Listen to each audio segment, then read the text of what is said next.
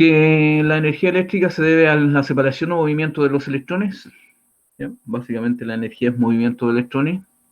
Y como ciencia, es la ciencia que estudia el comportamiento, obviamente, de los electrones. De ahí deriva la palabra electricidad y qué es lo que es la electricidad, básicamente en palabras simples.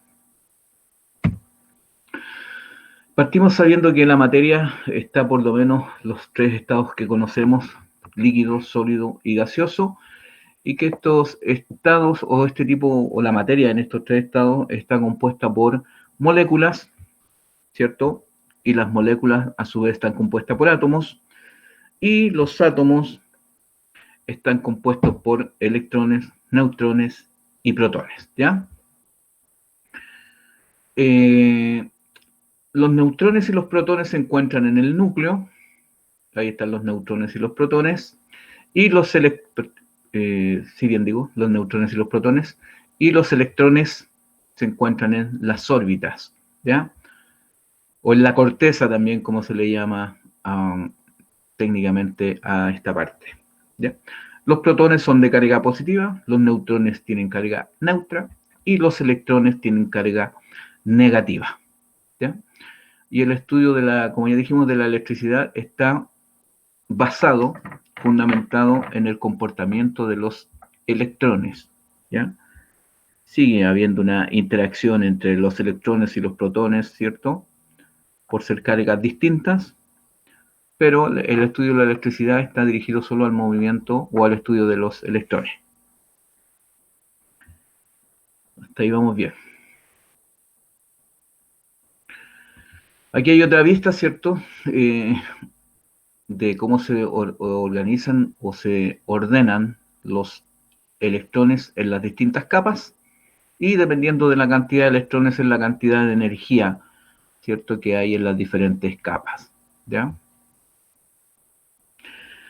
¿Qué me interesa aquí? Que el último nivel, ¿cierto? La última órbita o la última capa más alejada del núcleo se le conoce como órbita de valencia y los electrones de valencia son los que se ubican en esa capa o en esa órbita, ¿ya?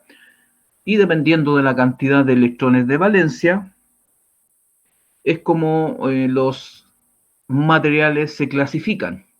¿En qué se clasifican? Se clasifican en conductores, semiconductores y aislantes, ¿ya?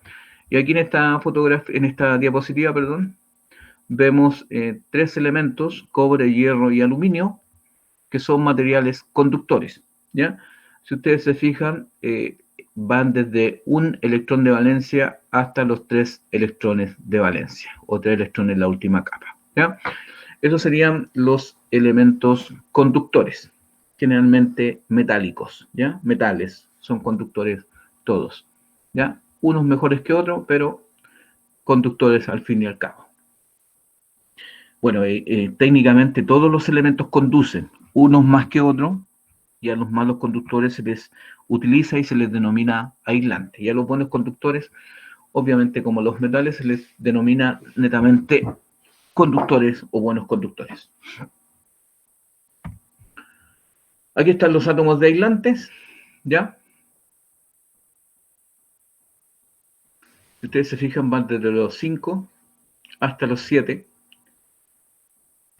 electrones de valencia, ¿ya? De 1 a 3 los conductores, de 5 a 7 los aislantes, electrones de valencia, y los semiconductores, 4 electrones de valencia, ¿ya? Los más utilizados acá son el silicio y el germanio. El silicio más que el germanio, ¿cierto? Especialmente en la electrónica. Todo lo que tiene que ver con electrónica digital o electrónica propiamente tal, de componentes electrónicos, están construidos básicamente de silicio en su gran mayoría, algunos de germanio. Entonces ahí tenemos la clasificación de acuerdo a la composición electrónica de la órbita de valencia o a la cantidad de electrones en la órbita de valencia, ¿cierto? Los materiales se clasifican en conductores, semiconductores y aislantes. Ya dijimos que los conductores son los que conducen la energía eléctrica, no no le ofrecen oposición al paso de la energía eléctrica. Los aislantes sí ofrecen alta resistencia al paso de la energía eléctrica y los semiconductores actúan como los semiconductores actúan como conductores en algunos casos y en otros casos actúan como aislantes, dependiendo del aporte energético que se les entregue. Preguntas hasta aquí. Secretario. ¿Se durmió el No hay secretario? ninguna, parece. Ah, ya. Muchas gracias. Que no podía desactivar el micrófono. Ah, técnico, problemas técnicos. Ya, los electrones libres en los metales vamos a trabajar básicamente ahora, ¿cierto? Tenemos dos tipos de enlaces que se producen en los metales, los enlaces covalentes y los enlaces iónicos, ¿ya? El enlace covalente es cuando los electrones de distintos átomos, los distintos átomos comparten sus electrones de valencia, ¿ya? Ahí ven, un átomo comparte el electrón de valencia con el otro electrón, con el otro átomo, perdón, ¿ya? Y los enlaces iónicos es cuando un átomo gana o pierde electrones, ¿ya? Uno los pierde y el otro los gana, los recibe. Ahí tenemos los dos tipos de enlace. Enlace covalente, cuando comparten su electrón de valencia, y enlace iónico cuando un átomo gana o pierde electrones. Y ahí se convierte en un ion positivo cuando tiene déficit de electrones y en un ion negativo cuando tiene exceso de electrones.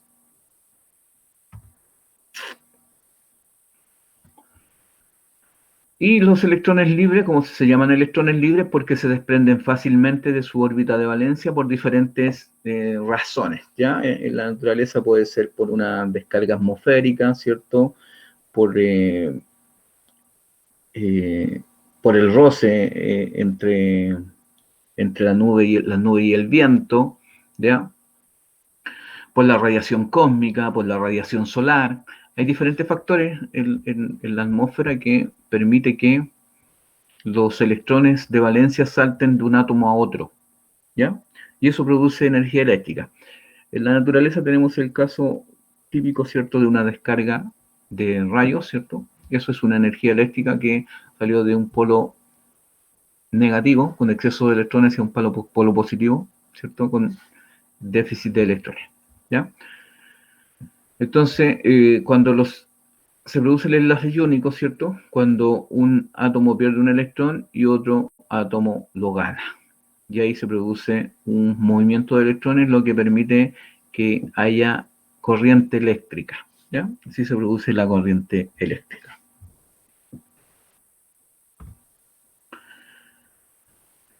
Aquí tenemos el enlace covalente, veíamos anteriormente el enlace iónico, ¿cierto? Aquí tenemos el enlace covalente, si ustedes se fijan, como vimos anteriormente, todos los átomos de silicio, como está acá, tienen 4 electrones de valencia, y al producirse estos enlaces, ellos adquieren 4 electrones más y quedan unos cristales muy firmes, ¿cierto?, que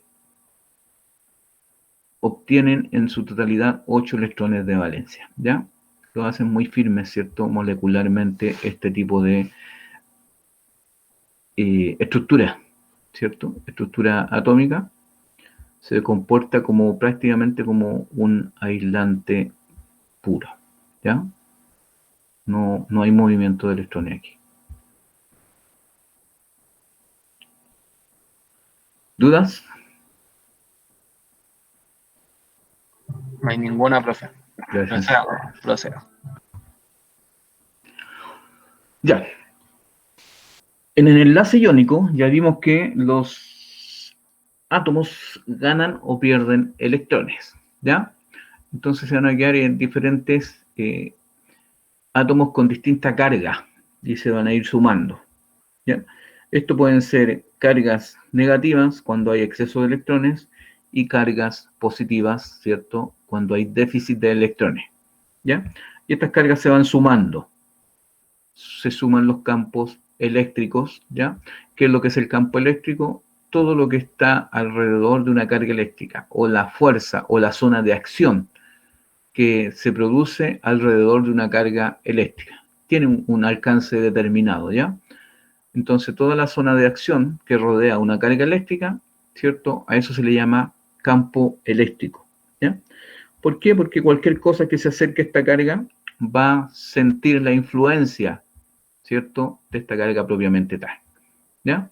Aquí tengo estas dos cargas que si se acerca va a haber alguna acción entre ellas, ¿ya? Y eso es lo que vemos a continuación, ¿cierto? Mire, tenemos potencial neutro cuando tenemos cargas iguales, tanto positivas como negativas en la misma, ¿cierto?, cantidad. Potencial positivo cuando hay más átomos con un déficit de electrones que átomos con un exceso de electrones, ¿ya? Y potencial negativo cuando tenemos átomos con exceso, más átomos con exceso de electrones que átomos con déficit de electrones, ¿ya? Ahí tenemos un potencial negativo, potencial positivo y un potencial neutro. Todos los átomos siempre tienden a buscar la neutralidad cuando ganan o pierden electrones, ¿ya? Y aquí vemos eso, la acción entre cargas, cuando tenemos cargas iguales, ¿cierto?, se rechazan, y cuando tenemos cargas distintas, se atraen, ¿ya? Esto es lo que se conoce como acción y reacción entre cargas eléctricas, ¿ya? Es lo mismo que sucede con los imanes, cuando ustedes juegan con imanes, si ponen polos iguales, se van a rechazar, si ponen polos distintos, se van a atraer. Aquí pasa lo mismo, ¿ya?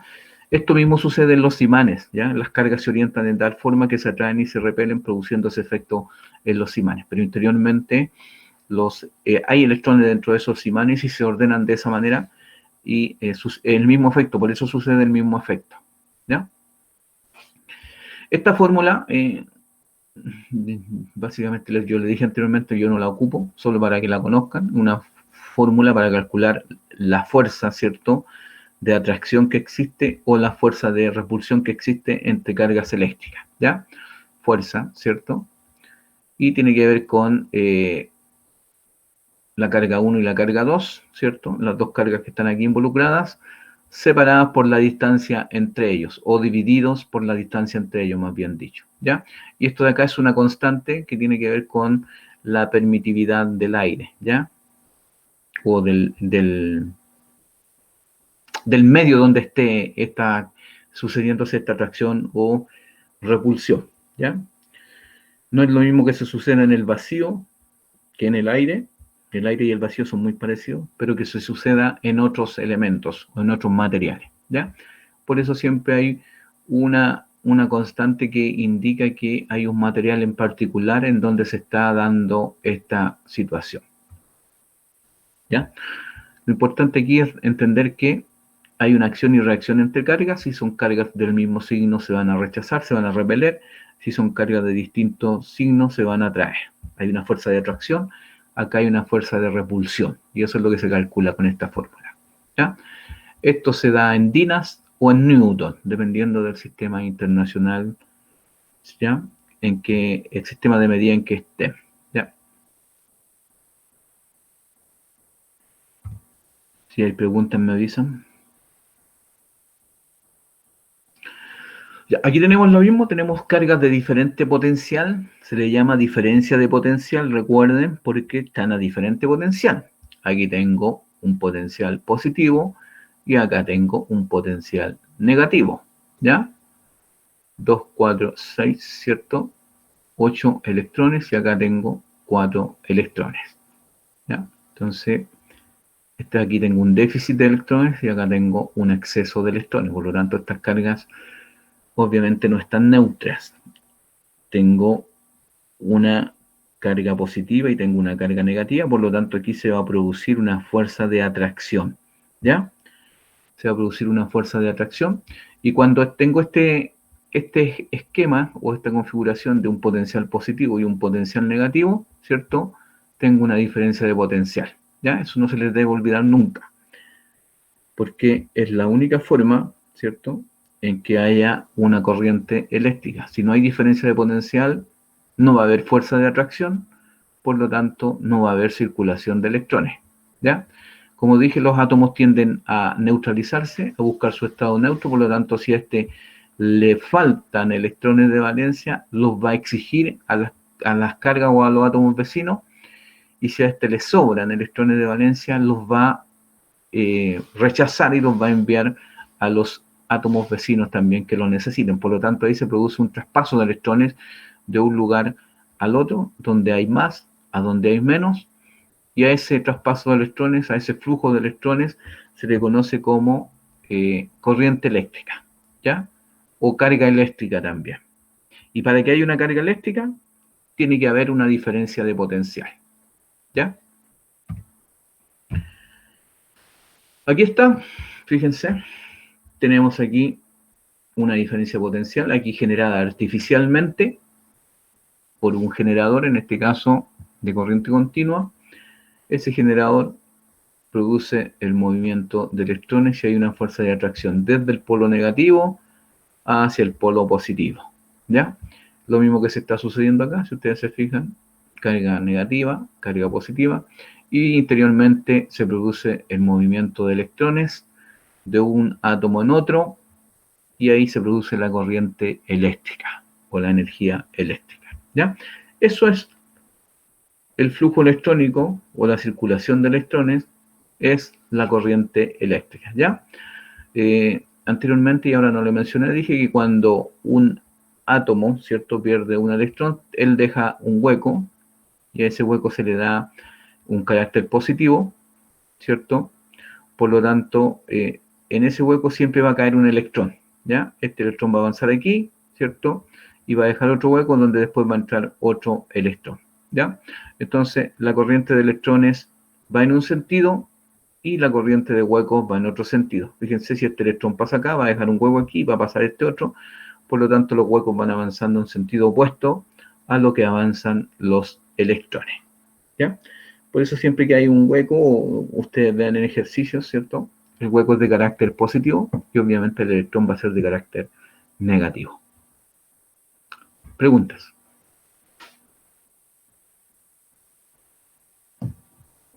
No hay ninguna, profe. Ya, eso quiere decir que están todos entendiendo.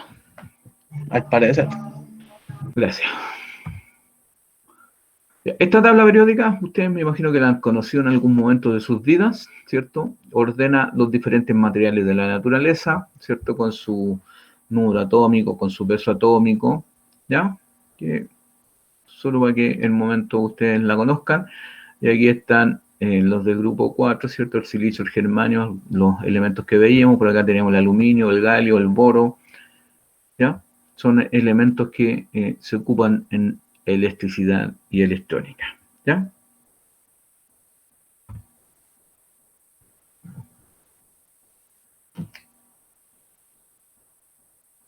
Hasta aquí entonces no habían preguntas. No. Ya. Bueno, aquí tenemos las bandas, ¿cierto? Bandas de los átomos, ¿cierto? Hay tres bandas, ¿cierto? La banda de valencia, hay una banda prohibida, ¿cierto? Y hay una banda de conducción, ¿ya? Entonces, esta banda de valencia es donde están los electrones, y para que pase a la banda de conducción, para que ella se convierta en un electrón en movimiento, en un electrón libre, que empieza a circular, tiene que saltar esta banda prohibida, ¿ya? Saltando esta banda prohibida, pasa a la banda de conducción, ¿ya? Y dependiendo del nivel energético que tenga, ¿ya? Si ustedes se fijan aquí, en los aislantes, esa banda prohibida es más ancha, ¿ya? Es más ancha, por lo tanto es muy difícil que la superen. Por eso son aislantes, ¿ya? En los semiconductores esa banda es más estrecha, por lo tanto necesita un aporte energético para saltarla, ¿ya? Diferente. Si no hay ese aporte, no la va a saltar. Pero sí hay en situaciones que la salta y en otras situaciones que no. Por eso se comporta como aislante o como conductor, ¿ya? Los semiconductores. Por eso se le llama semiconductores. Y en los conductores, la banda de conducción, ¿cierto? Y la banda prohibida están juntas o superpuestas, por lo tanto, no cuesta nada atravesarla, ¿ya? Entonces, aquí también juega un importante papel la temperatura, sobre todo en los conductores, ¿ya? En los conductores en los semiconductores. A cierta temperatura estos pasan la banda de valencia, ¿ya? Que a temperatura ambiente. A 0 grados Kelvin, ¿cierto? A 0 grados Kelvin no conducen por estar en un nivel energético muy frío, por lo tanto hay cero movimiento, pero a temperatura ambiente ya estos pueden pasar, ¿cierto?, la banda prohibida. De esa manera, así en palabras simples, se comportan los aislantes, los semiconductores y los conductores.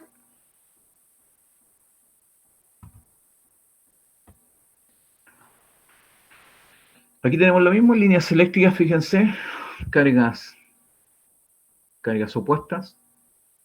Estos se atraen, se produce una fuerza de atracción y hay un flujo electrónico.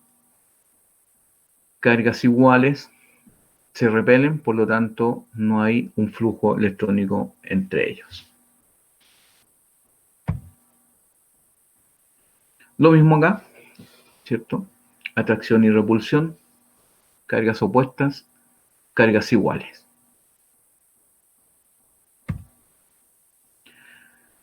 Nuevamente el mismo esquema, aquí tenemos una carga negativa y una carga positiva, un campo eléctrico, ¿cierto? Y recuerden que el campo eléctrico es toda la zona de acción que rodea esta carga eléctrica, ya sea positiva o sea negativa, ¿ya? Y como son cargas diferentes, tenemos una diferencia de potencial y dijimos que hay una diferencia potencial, va a haber una fuerza de atracción y esa fuerza de atracción nosotros le llamamos voltaje, ¿ya? Y esa fuerza de atracción dijimos delante que es la que permite que haya un flujo de electrones, ¿ya? Ahí hay un flujo de electrones que se da porque está esta diferencia potencial, está este voltaje, está esta fuerza que permite que los electrones que sobran acá en esta carga negativa pasen a esta otra carga positiva que lo está necesitando, ¿ya? Y ahí se produce el flujo electrónico y ese flujo electrónico es la carga eléctrica, ¿cierto? Que es cantidad de carga eléctrica y se mide en coulomb, ¿ya? Dijimos que un coulomb equivale a 6.23 trillones de electrones, 6.25, andan por ahí otras cifras, trillones de electrones, ¿ya? Entonces, cuando hay traspaso de electrones, se llama carga eléctrica y eso se mide en coulomb, ¿ya? La carga eléctrica se denota por la letra Q y la unidad de medida, que es el coulomb, por la letra C, ¿ya? Y ya dijimos que un coulomb es igual a 6.23 trillones de electrones, ¿ya? Entonces, cuando pasa un coulomb, de aquí para acá, quiere decir que pasaron algo más de 6 millones de electrones en ese instante, ¿cierto? No, todavía no sabemos en cuánto tiempo. Para saberlo, tenemos que adicionar la unidad de tiempo, ¿cierto? Para poder cuantificar cuántos electrones pasaron, ¿cierto? Y a eso se le llama intensidad de la corriente eléctrica, ¿ya? Fíjense, tengo cantidad de electrones en un tiempo determinado, coulomb por segundo, y a eso se le llama intensidad de la corriente eléctrica, símbolo, la I latina mayúscula, y se mide esta unidad de medida en amperes, ¿ya? La unidad de medida en amperes, la unidad de medida de la intensidad de la corriente eléctrica es el ampere, ¿ya? En la anterior se me olvidó decirles que la unidad de medida del voltaje es el volt, ¿ya? El volt, y se mide con un voltímetro, que es el instrumento de medida. Noten la diferencia, porque ahí habían unos conceptos medio errados, ¿ya? Entonces el voltaje, la fuerza que permite el flujo de electrones, se mide en unidad de medida es el volt, y se mide con un voltímetro, ¿ya? Y se conecta en paralelo con la carga. Eso es lo que vimos en las clases. Y ahora la intensidad de la corriente ¿cierto? Que es, como lo dice el concepto, cantidad de carga eléctrica que pasa por la sección transversal de un conductor en un tiempo determinado. Ahí pasa a ser intensidad de la corriente. Cuando no tengo tiempo, es solo carga eléctrica, ¿ya? Por eso acá está, carga eléctrica en un tiempo determinado, Coulomb por segundo, eso es la intensidad de la corriente, y esta se mide en amperes. Su símbolo es la I latina mayúscula, ¿ya? En algunos libros la ponen con I latina minúscula, ¿ya? Entonces hay que tener cuidado en algunos autores cómo la utilizan, ¿ya? Pero es una I latina. ¿Cuándo tengo un amper? Cuando a razón de un segundo circula un coulomb, es decir, cuando de aquí para acá, en un segundo pasan 6.23 trillones de electrones o 6.24 trillones de electrones, ¿ya? Ahí tengo un ampere. Si son 2 amperes es porque pasan 12 y algo, ¿cierto? 12,5 más o menos trillones de electrones. Y así sucesivamente la cantidad de electrones que pasan por los materiales. ¿Ya? Preguntas.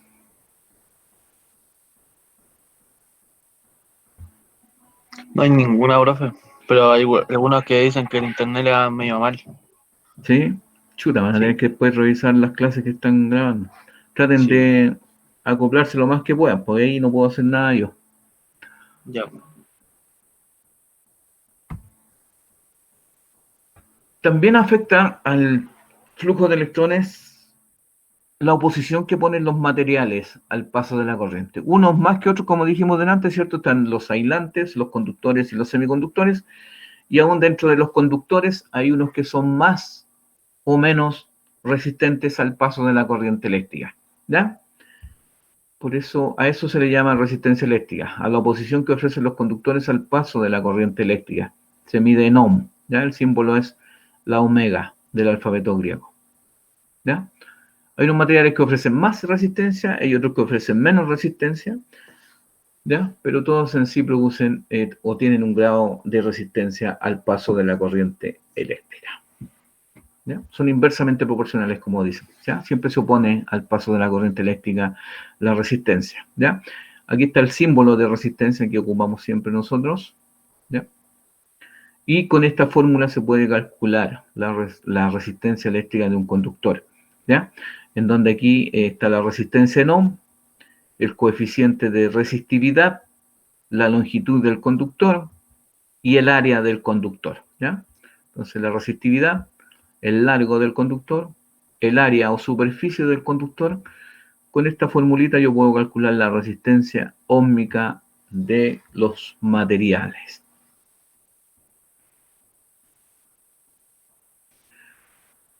Bien, avanzamos. Otro concepto, otra magnitud que también es importante conocerla, la conductancia eléctrica, se identifica con la letra G, ¿cierto? Es la facilidad que ofrece un material al paso de la corriente eléctrica, es lo opuesto de la resistencia, por eso aquí se ponen en forma inversa, es lo opuesto a la resistencia, la conductancia y lo calculo 1 partido por resistencia, y la resistencia la puedo calcular obviamente 1 partido por la conductancia, ¿ya? Fíjense, inverso a la ley de Ohm también, intensidad dividido por voltaje. Esto se mide en mho o Siemens, y el símbolo la omega o la resistencia invertida, ¿cierto? El símbolo de resistencia invertida.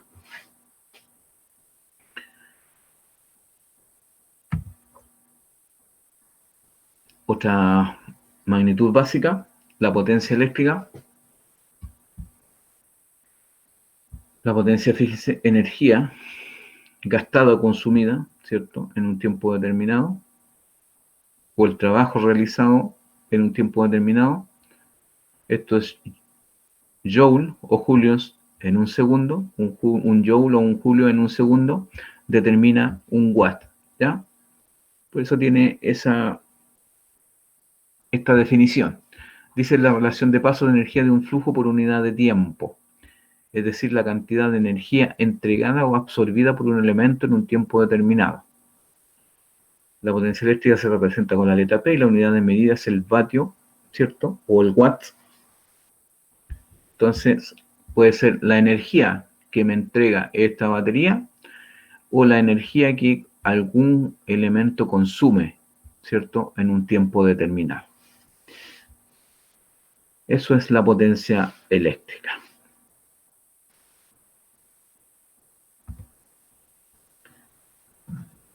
Estas son las expresiones matemáticas, ¿cierto? De potencia, de notación científica en algunos casos, usuales en telecomunicaciones, electrónica, electricidad y algunas otras ciencias de estudio, ¿ya? Por eso son muy necesarias para que ustedes las conozcan y las tengan, ¿cierto? Tenemos las diferentes unidades de medida, que puede ser voltaje, corriente, potencia, ¿cierto? Resistencia, y todas ocupan la misma notación, ¿cierto? En cuanto a relación matemática o a potencia se refiere, ¿ya? Entonces, esta es la unidad fundamental, que es 10 elevado a 0, como dice acá. Están los submúltiplos, que son unidades menores que la unidad, menores que 1. Por lo tanto, sus unidades de medida, ¿cierto? O su indicación literal en este caso, son letras minúsculas, ¿cierto? Todos los submúltiplos, y los múltiplos son letras mayúsculas, para que no se confunda, ¿ya?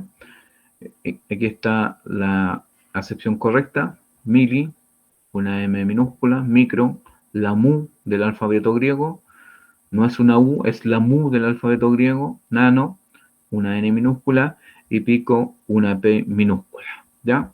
Kilo, K mayúscula; mega, una M mayúscula; y giga, una G mayúscula, ¿ya? Estas son las potencias asociadas. Fíjense, 3, 6, 9, 12. Acá lo mismo, 3, 6, 9 y 12 hacia arriba, pero con símbolos negativos en el caso de los submúltiplos, porque son menores que 1, y positivos en el caso de los múltiplos, que son mayores que 1, ¿ya?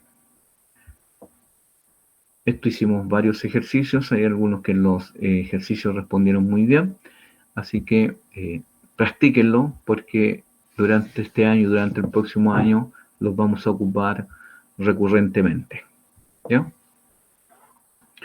¿Dudas?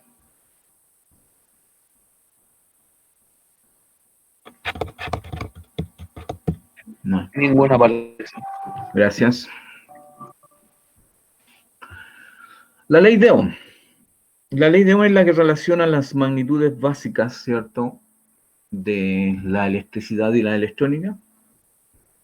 Fue establecida por James Simon Ohm, un físico matemático eléctrico alemán, ¿ya? Él les estableció, y tomamos la definición, el concepto, que es la ley de Ohm, que es esta fórmula que tengo aquí al medio, ¿cierto? Para que ustedes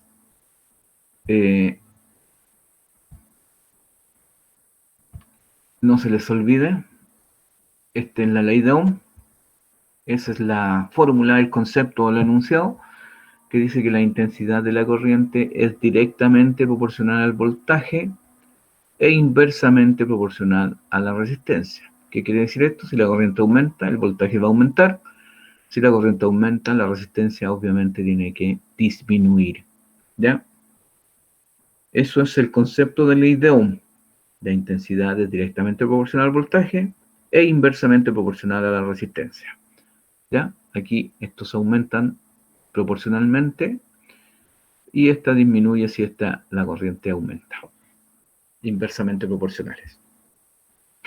De esta ley se desprenden estas otras que nos sirven para calcular los diferentes valores de las magnitudes asociadas a las cargas, a los consumos, más bien dicho, consumos en los circuitos eléctricos y electrónicos, el cálculo del voltaje, el producto de la intensidad por la resistencia. El cálculo de la resistencia es la razón o la división entre el voltaje y la corriente eléctrica, ¿ya? Tenemos la fórmula para calcular potencia, ¿cierto? Que es la relación de el voltaje por la corriente, y de estas fórmulas, asociando tanto la ley de Ohm con esta fórmula de potencia, se desprenden estas otras dos que también nos permiten calcular la potencia. ¿Ya? Ahí en el despeje, depende de lo que ustedes quieran lograr, en la fórmula que ocupan, y si pueden despejar nuevamente, pueden seguir haciendo otros ejercicios. Recuerden que si tengo 3 elementos, teniendo el valor de 2 de ellos, puedo obtener el tercero, y eso depende de la fórmula que necesito ocupar. ¿Preguntas? No hay ninguna. Gracias.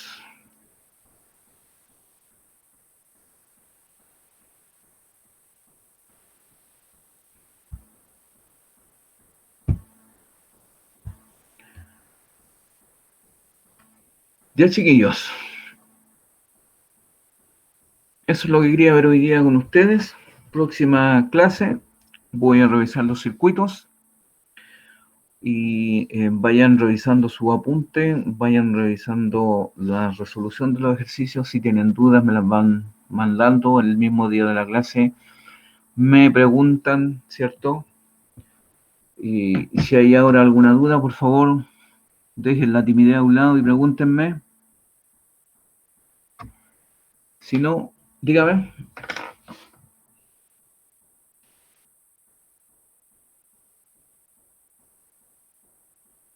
Claro, a algunos le estoy enviando en sus retroalimentaciones en el correo al tiro, ¿ya? Si no les mando porque en su guía está bien, y lo otro que cuando son dudas comunes a todos, por eso estoy repitiendo las clases, ¿ya? Entonces, tómense la molestia de tomar apunte, de revisar la clase y compararla con su guía, ¿ya? Entonces, entiendan, eso es la mejor forma en donde ustedes van a aprender más rápido, es haciendo esos ejercicios. Porque puede que yo les dé la solución y como se la di yo, no le va a prestar atención, no se le va a olvidar y sonó, pues, no aprendió.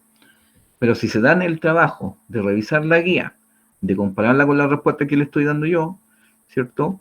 Y van a tener mejor aprendizaje que si les doy la respuesta todo el tiempo. Y me van a preguntar lo mismo todo el año y nunca se les va a guardar. Entonces, son técnicas y fórmulas que yo he utilizado para aprender en la vida. Así que por eso se las doy a ustedes. ¿Ya? ¿Estamos claros? Ahora, si tienen duda, igual escriban mal correo y yo también les puedo responder. ¿Ya? No tengo inconveniente en responderles. Ya que están tan tímidos en estas